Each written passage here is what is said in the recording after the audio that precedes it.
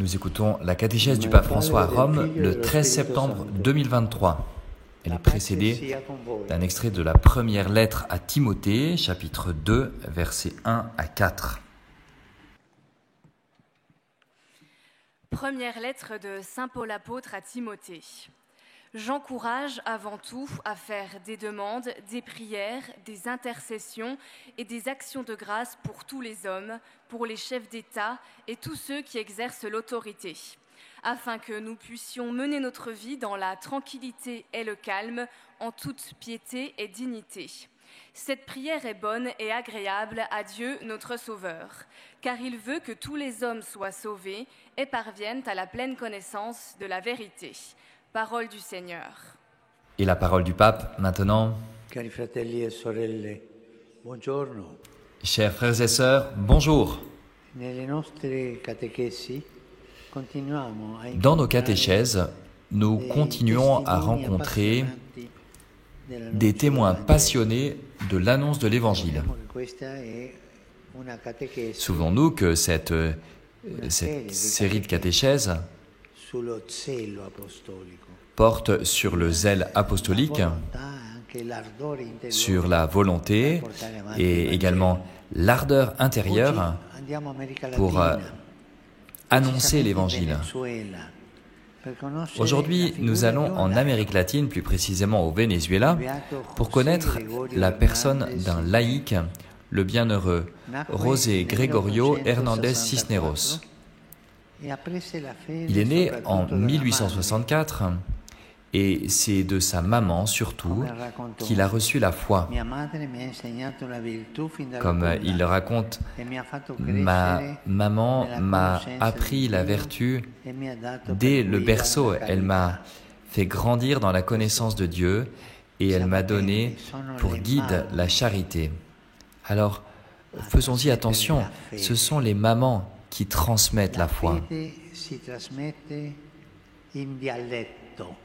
La foi se transmet dans la langue maternelle, c'est-à-dire dans la langue des mamans, ce dialecte que les mamans savent parler avec leurs enfants. Et vous, chère maman, soyez attentive à transmettre la foi dans cette langue maternelle.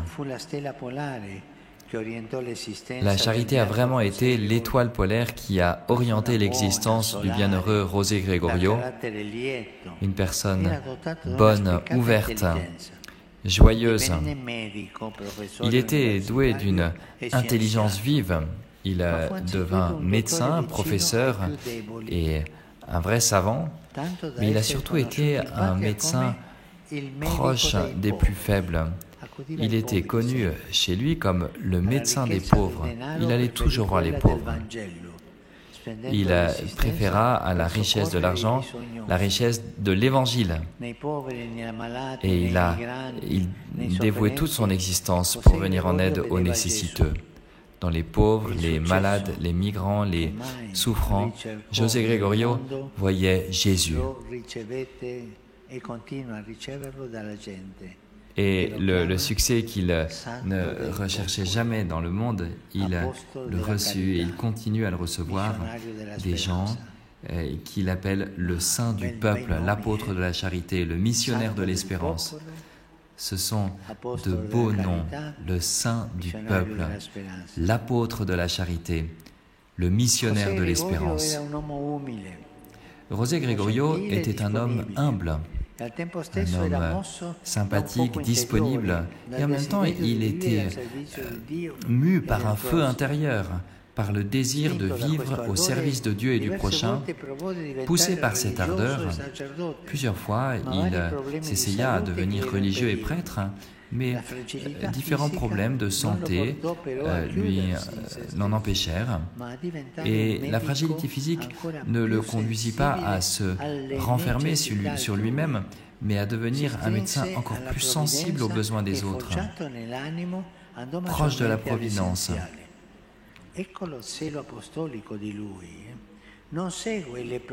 d'une âme forte, il aimait aller à l'essentiel. Voilà son zèle apostolique. Il ne suivait pas ses propres aspirations, mais la disponibilité au dessein de Dieu. Et voilà que le bienheureux comprit qu'à travers le soin des malades, il pouvait mettre en pratique la volonté de Dieu, venir en aide aux souffrants, donner de l'espérance aux pauvres, rendre témoignage de la foi, non pas avec des mots, mais avec l'exemple. Et il parvint ainsi, sur cette route intérieure, à accueillir la médecine comme un sacerdoce, le sacerdoce de la souffrance humaine.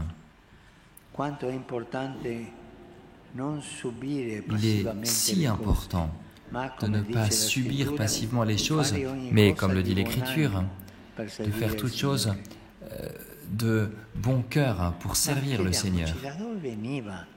Et posons-nous la question, d'où venait chez José Gregorio tout cet enthousiasme, tout ce zèle? Eh bien cela lui venait de la certitude, d'une certitude et d'une force. La certitude, c'était la grâce de Dieu. Il écrivait que si dans le monde il y a des bons et des mauvais, les mauvais le sont parce que ils sont eux-mêmes devenus mauvais, mais les bons le sont devenus grâce à l'aide de Dieu.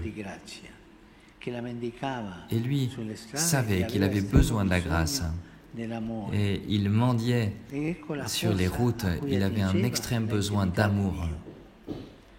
Et voilà que la force à laquelle il puisait, l'intimité avec Dieu.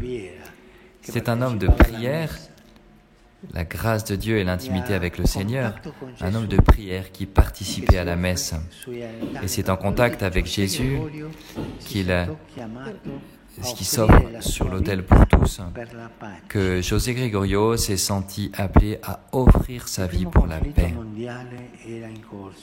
On était en pleine Première Guerre mondiale et nous arrivons jusqu'au 29 juin 1919. Un ami lui rend visite et le trouve très heureux.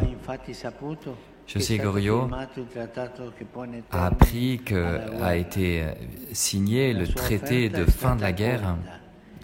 Son offrande a été accueillie. Et c'est comme s'il sentait que son devoir, sa mission sur terre était achevée. Ce matin, comme d'habitude, il était allé à la messe. Et voilà qu'il descend sur la route pour porter un médicament à un malade, mais alors qu'il traverse la route, il est heurté par un véhicule, on le conduit à l'hôpital et il meurt en prononçant le nom de la Vierge Marie. Son chemin sur terre se conclut de cette manière, sur une route, alors qu'il était en train d'accomplir une œuvre de miséricorde. Et dans un hôpital où il avait accompli tout son travail comme médecin. Frères et sœurs, devant ce témoignage, nous pouvons nous poser la question, et moi, face à Dieu présent dans les pauvres, près de moi, face à ceux qui dans le monde souffrent, comment est-ce que je réagis? Et cet exemple de José Gregorio, en quoi me concerne-t-il? Il nous stimule à l'engagement devant les grandes questions sociales, économiques et politiques d'aujourd'hui. Beaucoup en parlent, beaucoup savent critiquer, beaucoup savent dire des choses et dire que tout va mal. Mais le chrétien n'est pas appelé à cela.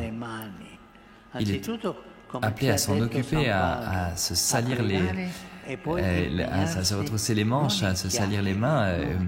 Et avant tout, comme le disait saint Paul, à prier, non pas en critiquant, la critique c'est une peste, mais en travaillant pour le bien et pour construire la paix et la justice dans la vérité.